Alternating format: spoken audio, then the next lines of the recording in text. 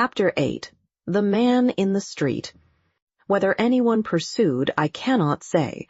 I have some dim recollection, as I came out of the room, of women being huddled against the wall upon the landing, and of their screaming as I went past. But whether any effort was made to arrest my progress, I cannot tell. My own impression is that not the slightest attempt to impede my headlong flight was made by anyone. In what direction I was going, I did not know. I was like a man flying through the phantasmagoric happenings of a dream, knowing neither how nor whither. I tore along what I suppose was a broad passage, through a door at the end, into what, I fancy, was a drawing-room. Across this room I dashed helter-skelter, bringing down, in the gloom, unseen articles of furniture, with myself sometimes on top and sometimes under them. In a trice, each time I fell, I was on my feet again, until I went crashing against a window which was concealed by curtains. It would not have been strange had I crashed through it, but I was spared that. Thrusting aside the curtains, I fumbled for the fastening of the window. It was a tall French casement, extending, so far as I could judge, from floor to ceiling. When I had it open, I stepped through it onto the veranda without, to find that I was on the top of the portico, which I had vainly essayed to ascend from below. I tried the road down which I had tried up, proceeding with a breakneck recklessness of which now I shudder to think. It was, probably, some 30 feet above the pavement, yet I rushed at the descent with as much disregard for the safety of life and limb as if it had been only 3. Over the edge of the parapet I went, obtaining, with my naked feet, a precarious foothold on the latticework. Then down I commenced to scramble. I never did get a proper hold, and when I had descended, perhaps, rather more than half the distance, scraping, as it seemed to me, every scrap of skin off my body in the process, I lost what little hold I had. Down to the bottom I went tumbling, rolling right across the pavement into the muddy road. It was a miracle I was not seriously injured, but in that sense certainly, that night, the miracles were on my side. Hardly was I down than I was up again, mud and all. Just as I was getting on to my feet, I felt a firm hand grip me by the shoulder. Turning, I found myself confronted by a tall, slenderly built man with a long, drooping mustache and an overcoat buttoned up to the chin, who held me with a grasp of steel. He looked at me, and I looked back at him. After the ball, eh? Even then I was struck by something pleasant in his voice, and some quality as of sunshine in his handsome face. Seeing that I said nothing, he went on, with a curious, half-mocking smile. Is that the way to come slithering down the Apostles' Pillar? Is it simple burglary or simpler murder? Tell me the glad tidings that you've killed St. Paul, and I'll let you go. Whether he was mad or not, I cannot say. There was some excuse for thinking so. He did not look mad, though his words and actions alike were strange. Although you have confined yourself to gentle felony, shall I not shower blessings on the head of him who has been robbing Paul? Away with you. He removed his grip, giving me a gentle push as he did so, and I was away. I neither stayed nor paused. I knew little of records, but if anyone has made a better record than I did that night between Lowndes Square and Walham Green, I should like to know just what it was. I should, too, like to have seen it done. In an incredibly short space of time, I was once more in front of the house with the open window, the packet of letters, which were like to have cost me so dear, gripped tightly in my hand. Chapter 9. The Contents of the Packet. I pulled up sharply, as if a brake had been suddenly and even mercilessly applied to bring me to a standstill. In front of the window I stood shivering. A shower had recently commenced. The falling rain was being blown before the breeze. I was in a terrible sweat, yet tremulous as with cold, covered with mud, bruised and cut and bleeding, as piteous an object as you would care to see. Every limb in my body ached, every muscle was exhausted. Mentally and physically I was done. Had I not been held up, willy-nilly, by the spell which was upon me, I should have sunk down, then and there, in a hopeless, helpless, hapless heap. But my tormentor was not yet at an end with me. As I stood there, like some broken and beaten hack, waiting for the word of command, it came. It was as if some strong magnetic current had been switched on to me through the window to draw me into the room. Over the low wall I went, over the sill. Once more I stood in that chamber of my humiliation and my shame, and once again I was conscious of that awful sense of the presence of an evil thing. How much of it was fact, and how much of it was the product of imagination, I cannot say.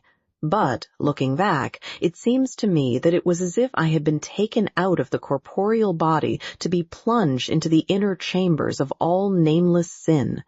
There was the sound of something flopping from off the bed onto the ground, and I knew that the thing was coming at me across the floor. My stomach quaked, my heart melted within me, the very anguish of my terror gave me strength to scream and scream. Sometimes, even now, I seem to hear those screams of mine ringing through the night, and I bury my face in the pillow, and it is as though I was passing through the very valley of the shadow. The thing went back. I could hear it slipping and sliding across the floor. There was silence, and, presently, the lamp was lit, and the room was all in brightness. There, on the bed, in the familiar attitude between the sheets, his head resting on his hand, his eyes blazing like living coals, was the dreadful cause of all my agonies. He looked at me with his unpitying, unblinking glance. So! Through the window again, like a thief. Is it always through that door that you come into a house? He paused, as if to give me time to digest his jibe. You saw Paul Lessingham, well, the great Paul Lessingham, was he, then, so great? His rasping voice, with its queer foreign twang, reminded me, in some uncomfortable way, of a rusty saw. The things he said, and the manner in which he said them, were alike intended to add to my discomfort. It was solely because the feat was barely possible that he only partially succeeded. Like a thief, you went into his house. Did I not tell you that you would? Like a thief, he found you. Were you not ashamed? Since, like a thief, he found you, how comes it that you have escaped? By what robber's artifice have you saved yourself from gaol? His manner changed, so that, all at once, he seemed to snarl at me. Is he great? Well? Is he great, Paul Lessingham? You are small, but he is smaller. You're great, Paul Lessingham. Was there ever a man so less than nothing? With the recollection fresh upon me of Mr. Lessingham, as I had so lately seen him, I could not but feel that there might be a modicum of truth in what, with such an intensity of bitterness, the speaker suggested. The picture which, in my mental gallery, I had hung in the place of honor, seemed, to say the least, to have become a trifle smudged. As usual, the man in the bed seemed to experience not the slightest difficulty in deciphering what was passing through my mind. That is so. You and he, you are a pair. The great Paul Lessingham is as great a thief as you, and greater.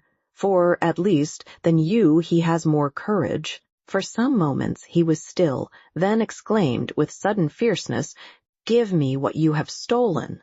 I moved towards the bed, most unwillingly, and held out to him the packet of letters which I had abstracted from the little drawer. Perceiving my disinclination to his near neighborhood, he set himself to play with it. Ignoring my outstretched hand, he stared me straight in the face. "What ails you? Are you not well? Is it not sweet to stand close at my side? You, with your white skin, if I were a woman, would you not take me for a wife?" There was something about the manner in which this was said which was so essentially feminine that once more I wondered if I could possibly be mistaken in the creature's sex. I would have given much to have been able to strike him across the face, or, better, to have taken him by the neck and thrown him through the window and rolled him in the mud. He condescended to notice what I was holding out to him. "So, that is what you have stolen. That is what you have taken from the drawer in the bureau, the drawer which was locked, and which you used the arts in which a thief is skilled to enter. Give it to me, thief." He snatched the packet from me, scratching the back of my hand as he did so, as if his nails had been talons. He turned the packet over and over, glaring at it as he did so. It was strange what a relief it was to have his glance removed from off my face. "You kept it in your inner drawer, Paul Lessingham, where none but you could see it, did you? You hid it as one hides treasure. There should be something here worth having, worth seeing, worth knowing. Yes, worth knowing, since you found it worth your while to hide it up so closely. As I have said, the packet was bound about by a string of pink ribbon, a fact on which he presently began to comment. With what a pretty string you have encircled it, and how neatly it is tied. Surely only a woman's hand could tie a knot like that, who would have guessed yours were such agile fingers. So, an endorsement on the cover. What's this? Let's see what's written. The letters of my dear love, Marjorie Linden." As he read these words, which, as he said, were endorsed upon the outer sheet of paper which served as a cover for the letters which were enclosed within, his face became transfigured.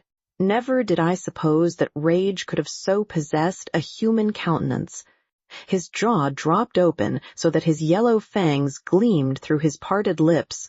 He held his breath so long that each moment I looked to see him fall down in a fit. The veins stood out all over his face and head like seams of blood. I know not how long he continued speechless. When his breath returned, it was with chokings and gaspings, in the midst of which he hissed out his words, as if their mere passage through his throat brought him near to strangulation. The letters of his dear love, his, Paul Lessingham's. So, it is as I guessed, as I knew, as I saw, Marjorie Linden, sweet Marjorie, his dear love, Paul Lessingham's dear love. She with the lily face, the corn-hued hair. What is it his dear love has found in her fond heart to write Paul Lessingham? Sitting up in bed, he tore the packet open. It contained, perhaps, 8 or 9 letters, some mere notes, some long epistles. But, short or long, he devoured them with equal appetite, each one over and over again, till I thought he never would have done rereading them. They were on thick white paper, of a peculiar shade of whiteness, with untrimmed edges. On each sheet, a crest and an address were stamped in gold, and all the sheets were of the same shape and size. I told myself that if anywhere, at any time, I saw writing paper like that again, I should not fail to know it. The calligraphy was, like the paper, unusual, bold, decided, and, I should have guessed, produced by a J pen. All the time that he was reading, he kept emitting sounds, more resembling yelps and snarls than anything more human, like some savage beast nursing its pent-up rage. When he had made an end of reading, for the season, he let his passion have full vent. So, that is what his dear love has found it in her heart to write Paul Lessingham. Paul Lessingham. Pen cannot describe the concentrated frenzy of hatred with which the speaker dwelt upon the name. It was demoniac. It is enough. It is the end. It is his doom. He shall be ground between the upper and the nether stones in the towers of anguish, and all that is left of him shall be cast on the accursed stream of the bitter waters, to stink under the blood-grimed sun. And for her, for Marjorie Linden, for his dear love, it shall come to pass that she shall wish that she was never born, nor he, and the gods of the shadows shall smell the sweet incense of her suffering. It shall be, it shall be. It is I that say it, even I. In the madness of his rhapsodical frenzy, I believe that he had actually forgotten I was there. But, on a sudden, glancing aside, he saw me, and remembered, and was prompt to take advantage of an opportunity to wreak his rage upon a tangible object. "It is you, you thief, you still live!" To make a mock of one of the children of the gods. He leaped, shrieking, off the bed and sprang at me, clasping my throat with his horrid hands, bearing me backwards onto the floor. I felt his breath mingle with mine. And then God, in his mercy, sent oblivion. Chapter 10. Rejected.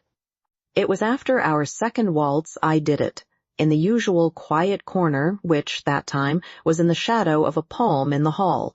Before I had got into my stride, she checked me, touching my sleeve with her fan, turning towards me with startled eyes. "Stop, please." But I was not to be stopped. Cliff Challoner passed, with Gertie Cazell. I fancy that, as he passed, he nodded. I did not care. I was wound up to go, and I went it. No man knows how he can talk till he does talk to the girl he wants to marry. It is my impression that I gave her recollections of the Restoration poets. She seemed surprised, not having previously detected in me the poetic strain, and insisted on cutting in. "Mr. Atherton, I am so sorry. Then I did let fly." "Sorry that I love you. Why? Why should you be sorry that you have become the one thing needful in any man's eyes, even in mine? The one thing precious, the one thing to be altogether esteemed. Is it so common for a woman to come across a man who would be willing to lay down his life for her that she should be sorry when she finds him? I did not know that you felt like this, though I confess that I have had my doubts." "Doubts? I thank you. You are quite aware, Mr. Atherton, that I like you very much." "Like me? Bah! I cannot help liking you, though it may be bah. I don't want you to like me. I want you to love me." "Precisely. That is your mistake." "My mistake, in wanting you to love me when I love you." "Then you shouldn't, though I can't help thinking that you are mistaken even there." "Mistaken? In supposing that I love you when I assert and reassert it with the whole force of my being. What do you want me to do to prove I love you? Take you in my arms and crush you to my bosom, and make a spectacle of you before every creature in the place? I'd rather you wouldn't, and perhaps you wouldn't mind not talking quite so loud. Mr. Challoner seems to be wondering what you're shouting about. You shouldn't torture me." She opened and shut her fan as she looked down at it. I am disposed to suspect that she smiled. "I am glad we have had this little explanation, because, of course, you are my friend." "I am not your friend." "Pardon me, you are." "I say I'm not. If I can't be something else, I'll be no friend," she went on, calmly ignoring me, playing with her fan. "As it happens, I am, just now, in rather a delicate position in which a friend is welcome." "What's the matter? Who's been worrying you? Your father?" "Well, he has not, as yet, but he may be soon." "What's in the wind?" "Mr. Lessingham." She dropped her voice, and her eyes. For the moment I did not catch her meaning. "What? Your friend, Mr. Lessingham." "Excuse me, Miss Linden, but I am by no means sure that anyone is entitled to call Mr. Lessingham a friend of mine." "What? Not when I am going to be his wife?" That took me aback. I had had my suspicions that Paul Lessingham was more with Marjorie than he had any right to be, but I had never supposed that she could see anything desirable in a stick of a man like that. Not to speak of 101 other considerations, Lessingham on one side of the house and her father on the other, and old Linden girding at him anywhere and everywhere with his high-dried Tory notions of his family importance, to say nothing of his fortune. I don't know if I looked what I felt. If I did, I looked uncommonly blank. You have chosen an appropriate moment, Miss Linden, to make to me such a communication. She chose to disregard my irony. I am glad you think so, because now you will understand what a difficult position I am in. I offer you my hearty congratulations, and I thank you for them, Mr. Atherton, in the spirit in which they are offered, because from you I know they mean so much. I bit my lip. For the life of me, I could not tell how she wished me to read her words. Do I understand that this announcement has been made to me as one of the public? You do not. It is made to you in confidence, as my friend, as my greatest friend, because a husband is something more than friend. My pulses tingled. You will be on my side? She had paused, and I stayed silent. on your side or Mr. Lessingham's. His side is my side, and my side is his side. You will be on our side? I am not sure that I altogether follow you.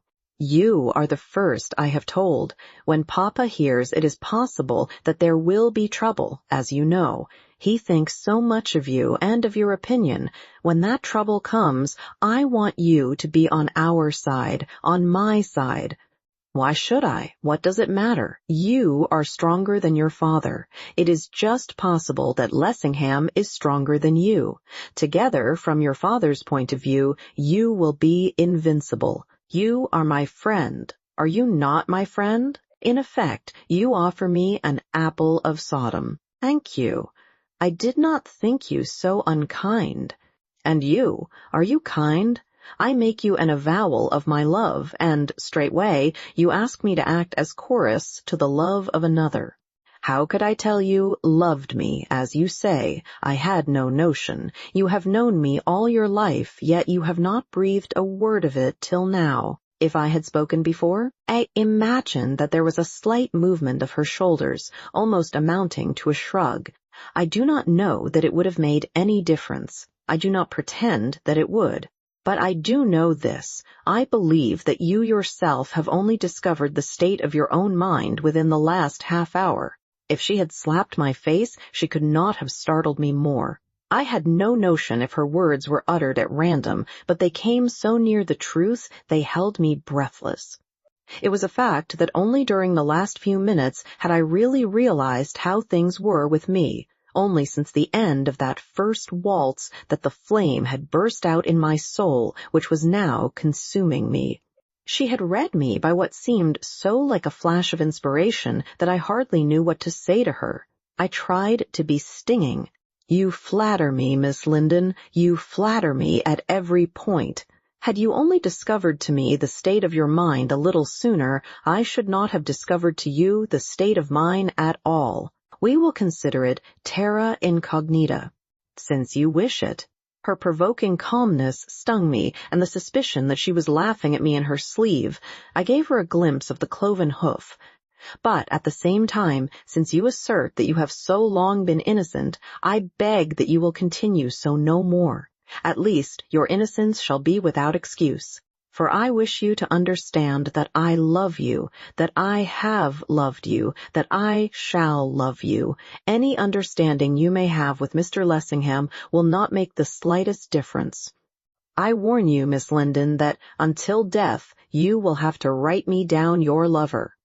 She looked at me with wide-open eyes, as if I almost frightened her. To be frank, that was what I wished to do. Mr. Atherton, Miss Linden, that is not like you at all. We seem to be making each other's acquaintance for the first time. She continued to gaze at me with her big eyes, which, to be candid, I found it difficult to meet.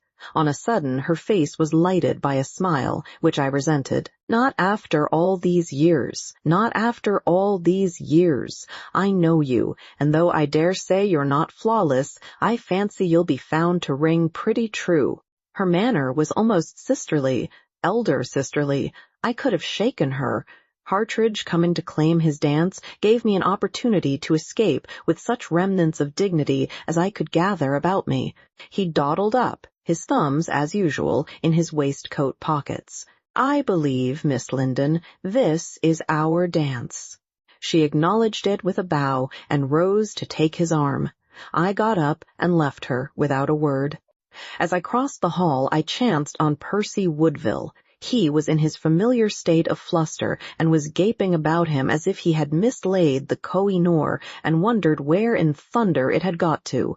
When he saw it was I, he caught me by the arm. I say, Atherton, have you seen Miss Linden? I have. No. Have you? By Jove, where? I've been looking for her all over the place, except in the cellars and the attics, and I was just going to commence on them. This is our dance. In that case, she's shunted you. No, impossible. His mouth went like an O, and his eyes ditto, his eyeglass clattering down onto his shirt front. I expect the mistake's mine. Fact is, I've made a mess of my program. It's either the last dance or this dance or the next that I've booked with her, but I'm hanged if I know which. Just take a squint at it, there's a good chap, and tell me which one you think it is. I took a squint. Since he held the thing within an inch of my nose, I could hardly help it. One squint, and that was enough, and more. Some men's ball programs are studies in impressionism. Percy's seemed to me to be a study in madness. It was covered with hieroglyphics, but what they meant, or what they did there anyhow, it was absurd to suppose that I could tell. I never put them there. Proverbially, the man's a champion hasher. I regret, my dear Percy, that I am not an expert in cuneiform writing. If you have any doubt as to which dance is yours, you'd better ask the lady. She'll feel flattered. Leaving him to do his own addling, I went to find my coat. I panted to get into the open air. As for dancing, I felt that I loathed it. Just as I neared the cloakroom, someone stopped me. It was Dora Grayling. "Have you forgotten that this is our dance?" I had forgotten, clean, and I was not obliged by her remembering. Though as I looked at her sweet gray eyes and at the soft contours of her gentle face, I felt that I deserved well-kicking. She is an angel, one of the best, but I was in no mood for angels. Not for a very great deal would I have gone through that dance just then, nor, with Dora Grayling, of all women in the world, would I have sat it out, so I was a brute and blundered. You must forgive me, Miss Grayling, but I am not feeling very well, and I don't think I'm up to any more dancing. Good night. Chapter 11. A Midnight Episode. The weather out of doors was in tune with my frame of mind. I was in a deuce of a temper, and it was a deuce of a night. A keen northeast wind, warranted to take the skin right off you, was playing catch who catch can with intermittent gusts of blinding rain. Since it was not fit for a dog to walk, none of your cabs for me, nothing would serve but pedestrian exercise. So I had it. I went down Park Lane, and the wind and rain went with me, also thoughts of Dora Grayling. What a bounder I had been, and was. If there is anything in worse taste than to book a lady for a dance and then to leave her in the lurch, I should like to know what that thing is. When found, it ought to be made a note of. If any man of my acquaintance allowed himself to be guilty of such a felony in the first degree, I should cut him. I wished someone would try to cut me. I should like to see him at it. It was all Marjorie's fault. Everything. Past, present, and to come.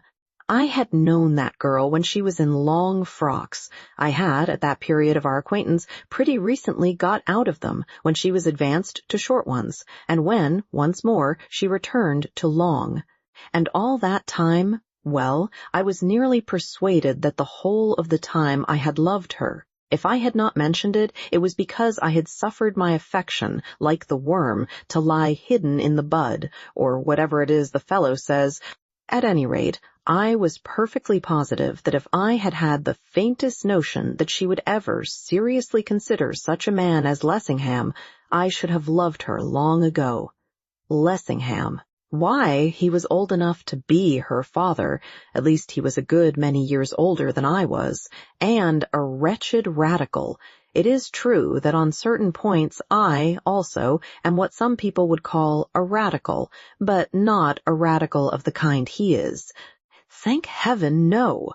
No doubt I have admired traits in his character until I learnt this thing of him. I am even prepared to admit that he is a man of ability, in his way, which is, emphatically, not mine. But to think of him in connection with such a girl as Marjorie Linden, preposterous. Why, the man's as dry as a stick, drier, and cold as an iceberg. Nothing but a politician, absolutely. He a lover. How I could fancy such a stroke of humor setting all the benches in a roar. Both by education and by nature, he was incapable of even playing such a part. As for being the thing, absurd. If you were to sink a shaft from the crown of his head to the soles of his feet, you would find inside him nothing but the dry bones of parties and of politics. What my Marjorie? If everyone had his own, she is mine, and, in that sense, she always will be mine. What my Marjorie could see in such a dry as dust, out of which even to construct the rudiments of a husband was beyond my fathoming. Such-like agreeable reflections were fit company for the wind and the wet, so they bore me company all down the lane. I crossed at the corner, going round the hospital towards the square. This brought me to the abiding place of Paul the Apostle. Like the idiot I was, I went out into the middle of the street and stood a while in the mud to curse him and his house. On the whole, when one considers that that is the kind of man I can be, it is, perhaps, not surprising that Marjorie disdained me. "May your following," I cried. It is an absolute fact that the words were shouted, both in the house and out of it, no longer regard you as a leader. May your party follow after other gods. May your political aspirations wither, and your speeches be listened to by empty benches. May the speaker persistently and strenuously refuse to allow you to catch his eye, and, at the next election, may your constituency reject you. Jehoram, what's that? I might well ask. Until that moment, I had appeared to be the only lunatic at large, either outside the house or in it, but, on a sudden, a second lunatic came on the scene, and that with a vengeance. A window was crashed open from within, the one over the front door, and someone came plunging through it on to the top of the portico. That it was a case of intended suicide I made sure, and I began to be in hopes that I was about to witness the suicide of Paul. But I was not so assured of the intention when the individual in question began to scramble down the pillar of the porch in the most extraordinary fashion I ever witnessed. I was not even convinced of a suicidal purpose when he came tumbling down and lay sprawling in the mud at my feet. I fancy if I had performed that portion of the act I should have lain quiet for a second or two to consider whereabouts I was and which end of me was uppermost. But there was no nonsense of that sort about that singularly agile stranger. If he was not made of india rubber, he ought to have been. So to speak, before he was down, he was up. It was all I could do to grab at him before he was off like a rocket. Such a figure as he presented is seldom seen, at least in the streets of London. What he had done with the rest of his apparel, I am not in a position to say. All that was left of it was a long, dark cloak, which he strove to wrap round him. Save for that, and mud, he was bare as the palm of my hand. Yet it was his face that held me. In my time I have seen strange expressions on men's faces, but never before one such as I saw on his. He looked like a man might look who, after living a life of undiluted crime, at last finds himself face to face with the devil. It was not the look of a madman, far from it. It was something worse. It was the expression on the man's countenance, as much as anything else, which made me behave as I did. I said something to him, some nonsense, I know not what. He regarded me with a silence which was supernatural. I spoke to him again. Not a word issued from those rigid lips. There was not a tremor of those awful eyes which I was tolerably convinced saw something which I had never seen, or ever should. Then I took my hand from off his shoulder and let him go. I know not why. I did. He had remained as motionless as a statue while I held him. Indeed, for any evidence of life he gave, he might have been a statue.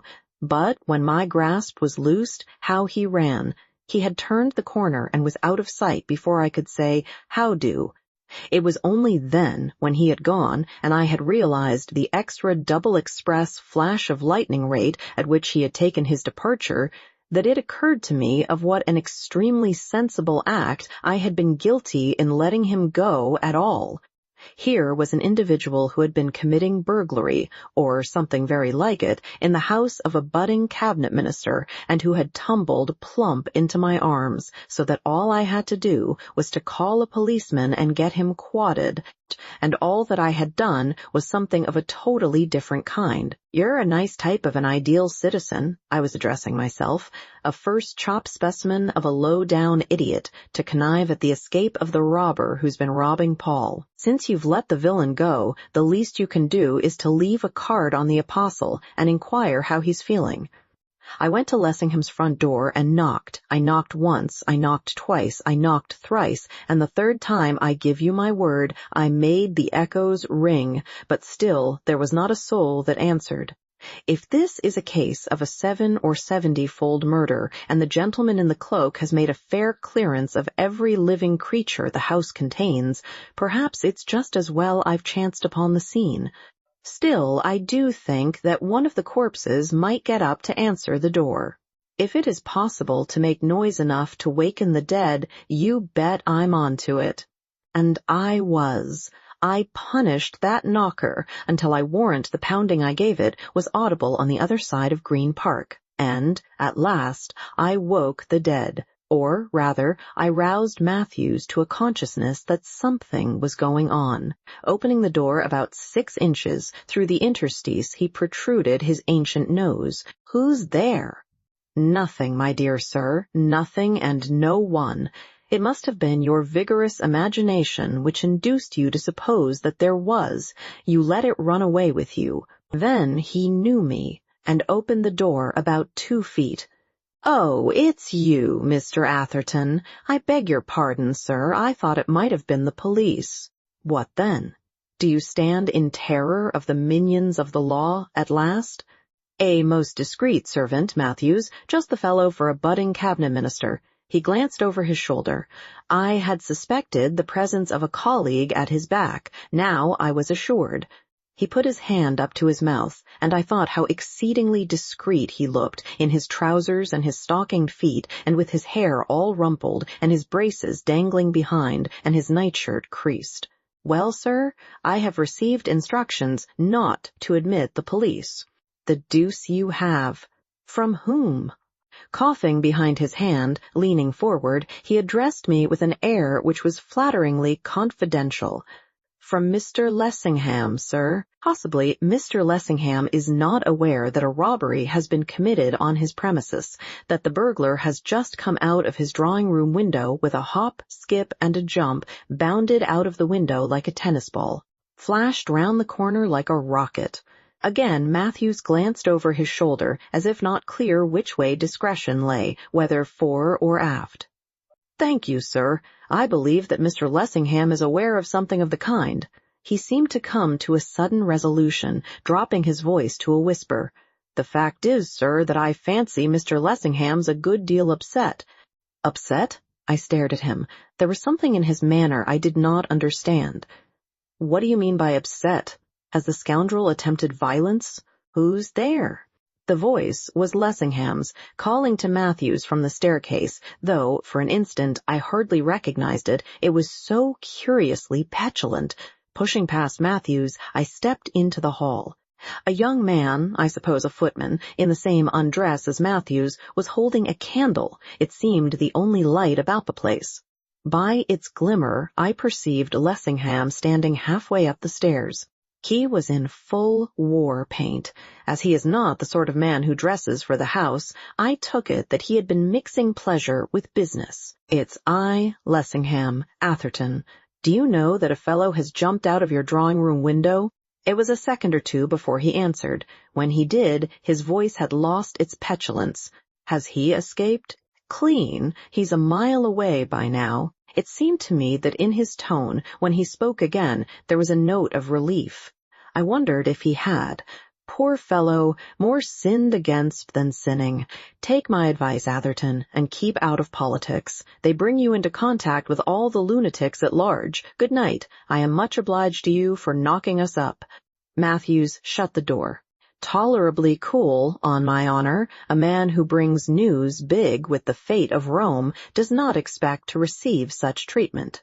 He expects to be listened to with deference, and to hear all that there is to hear, and not to be sent to the right about before he has had a chance of really opening his lips. Before I knew it, almost, the door was shut, and I was on the doorstep. Confound the apostle's impudence. Next time he might have his house burnt down and him in it, before I took the trouble to touch his dirty knocker. What did he mean by his allusion to lunatics in politics? Did he think to fool me? There was more in the business than met the eye, and a good deal more than he wished to meet mine, hence his insolence. The creature. What Marjorie Linden could see in such an opusculum surpassed my comprehension, especially when there was a man of my sort walking about who adored the very ground she trod upon. Chapter 12. A Morning Visitor. All through the night, waking and sleeping, and in my dreams, I wondered what Marjorie could see in him. In those same dreams I satisfied myself that she could, and did, see nothing in him, but everything in me. Oh, the comfort! The misfortune was that when I awoke I knew it was the other way round, so that it was a sad awakening, an awakening to thoughts of murder. So, swallowing a mouthful and a peg, I went into my laboratory to plan murder, legalized murder, on the biggest scale it ever has been planned. I was on the track of a weapon which would make war not only an affair of a single campaign, but of a single half-hour. It would not want an army to work it either. Once let an individual, or 2 or 3 at most, in possession of my weapon that was to be, get within a mile or so of even the largest body of disciplined troops that ever yet a nation put into the field, and poof! In about the time it takes you to say that they would be all dead men. If weapons of precision, which may be relied upon to slay, are preservers of the peace, and the man is a fool who says that they are not, then I was within reach of the finest preserver of the peace imagination ever yet conceived. What a sublime thought to think that in the hollow of your own hand lies the life and death of nations, and it was almost in mine. I had in front of me some of the finest destructive agents you could wish to light upon. Carbon monoxide, chlorine trioxide, mercuric oxide, quinine, potassamide, potassium carboxide, cyanogen, when Edwards entered. I was wearing a mask of my own invention, a thing that covered ears and head and everything, something like a diver's helmet. I was dealing with gases, a sniff of which meant death. Only a few days before, unmasked, I had been doing some fool's trick with a couple of acids, sulfuric and cyanide of potassium, when, somehow, my hand slipped and, before I knew it, minute portions of them combined. By the mercy of Providence, I fell backwards instead of forwards. Sequel, about an hour afterwards, Edwards found me on the floor, and it took the remainder of that day, and most of the doctors in town, to bring me back to life again. Edwards announced his presence by touching me on the shoulder. When I am wearing that mask, it isn't always easy to make me hear, "Someone wishes to see you, sir." Then tell someone that I don't wish to see him. Well-trained servant, Edwards. He walked off with the message as decorously as you please.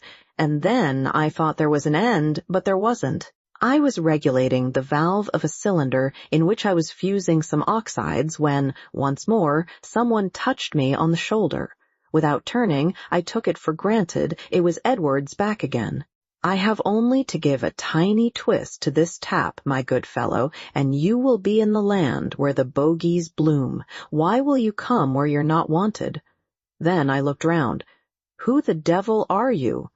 For it was not Edwards at all, but quite a different class of character. I found myself confronting an individual who might almost have sat for one of the bogies I had just alluded to. His costume was reminiscent of the Algerians whom one finds all over France, and who are the most persistent, insolent, and amusing of peddlers. I remember one who used to haunt the repetitions at the Alcazar at Tours, but there, this individual was like the originals, yet unlike, he was less gaudy and a good deal dingier than his Gallic prototypes are apt to be. Then he wore a burnous, the yellow, grimy-looking article of the Arab of the Sudan, not the spick-and-span Arab of the boulevard. Chief difference of all, his face was clean-shaven, and whoever saw an Algerian of Paris whose chiefest glory was not his well-trimmed mustache and beard, I expected that he would address me in the lingo which these gentlemen call French, but he didn't. "You are Mr. Atherton? And you are Mr. Who? How did you come here? Where's my servant?" The fellow held up his hand. As he did so, as if in accordance with a prearranged signal, Edwards came into the room looking excessively startled. I turned to him. "Is this the person who wished to see me?" "Yes, sir." "Didn't I tell you to say that I didn't wish to see him?" "Yes, sir." "Then why didn't you do as I told you?" "I did, sir." "Then how comes he here?" "Really, sir?" Edwards put his hand up to his head as if he was half asleep. "I don't quite know." "What do you mean by you don't know? Why didn't you stop him?" "I think, sir, that I must have had a touch of sudden faintness because I tried to put out my hand to stop him, and I couldn't." "You're an idiot. Go." And he went. I turned to the stranger. "Pray, sir, are you a magician?" He replied to my question with another. "You, Mr. Atherton, are you also a magician?" He was staring at my mask with an evident lack of comprehension. "I wear this because, in this place, death lurks in so many subtle forms that, without it, I dare not breathe." He inclined his head, though I doubt if he understood. "Be so good as to tell me, briefly, what it is you wish with me."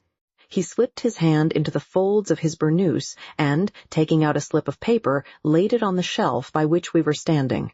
I glanced at it, expecting to find on it a petition, or a testimonial, or a true statement of his sad case. Instead, it contained 2 words only: Marjorie Linden. The unlooked-for sight of that well-loved name brought the blood into my cheeks. "You come from Miss Linden?" He narrowed his shoulders, brought his fingertips together, inclined his head in a fashion which was peculiarly oriental but not particularly explanatory, so I repeated my question. "Do you wish me to understand that you do come from Miss Linden?" Again he slipped his hand into his burnous, again he produced a slip of paper, again he laid it on the shelf, again I glanced at it, again nothing was written on it but a name. Paul Lessingham. "Well, I see, Paul Lessingham. What then?"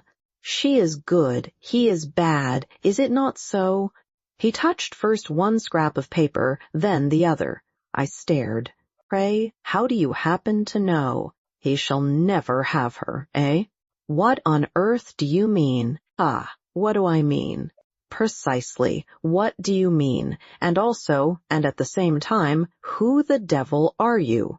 "It is as a friend I come to you." "Then, in that case, you may go. I happen to be overstocked in that line just now. Not with the kind of friend I am. The saints forfend. You love her. You love Miss Linden. Can you bear to think of him in her arms?" I took off my mask, feeling that the occasion required it. As I did so, he brushed aside the hanging folds of the hood of his burnous so that I saw more of his face. I was immediately conscious that in his eyes there was, in an especial degree, what, for want of a better term, one may call the mesmeric quality. That his was one of those morbid organizations which are oftener found, thank goodness, in the East than in the West, and which are apt to exercise an uncanny influence over the weak and the foolish folk with whom they come in contact, the kind of creature for whom it is always just as well to keep a seasoned rope close handy. I was, also, conscious that he was taking advantage of the removal of my mask to try his strength on me, than which he could not have found a tougher job. The sensitive something which is found in the hypnotic subject happens, in me, to be wholly absent. "I see you are a mesmerist," he started. "I am nothing, a shadow. And I'm a scientist. I should like, with your permission, or without it, to try an experiment or 2 on you." He moved further back. There came a gleam into his eyes, which suggested that he possessed his hideous power to an unusual degree, that, in the estimation of his own people, he was qualified to take his standing as a regular devil doctor. We will try experiments together, you and I, on Paul Lessingham. Why on him? You do not know? I do not. Why do you lie to me? I don't lie to you. I haven't the faintest notion what is the nature of your interest in Mr. Lessingham. My interest? That is another thing. It is your interest of which we are speaking. Pardon me, it is yours. Listen, you love her, and but at a word from you he shall not have her, never. It is I who say it, I. And, once more, sir, who are you? I am of the children of Isis. Is that so? It occurs to me that you have made a slight mistake. This is London, not a dog-hole in the desert. Do I not know? What does it matter? You shall see. There will come a time when you will want me. You will find that you cannot bear to think of him in her arms, her whom you love. You will call to me, and I shall come, and of Paul Lessingham there shall be an end. While I was wondering whether he was really as mad as he sounded, or whether he was some impudent charlatan who had an axe of his own to grind and thought that he had found in me a grindstone, he had vanished from the room. I moved after him. Hang it all! Stop! I cried. He must have made pretty good traveling, because, before I had a foot in the hall, I heard the front door slam, and, when I reached the street, intent on calling him back, neither to the right nor to the left was there a sign of him to be seen.